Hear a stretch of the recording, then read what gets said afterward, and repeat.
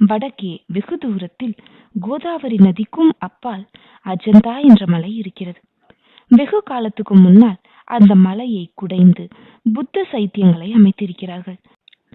அந்த சைத்தியங்களில் புத்த பகவானுடைய வாழ்க்கையையும் அவருடைய பூர்வ அவதாரங்களின் மகிமையையும் விளக்கும் அற்புதமான சித்திரங்கள் வரையப்பட்டிருக்கின்றன.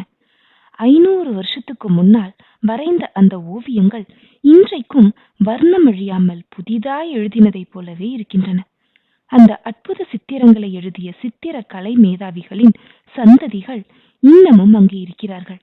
அவர்கள் அஜந்தா குகையில் பழைய சித்திரங்களுக்கு பக்கத்தில் புதிய சித்திரங்களை வரைந்து வருகிறார்கள். 1000 வருஷமானாலும் அழியாமல் இருக்கக்கூடிய வர்ண சேர்க்கையின் ரகசியம் அவர்களுக்கு தெரியும்.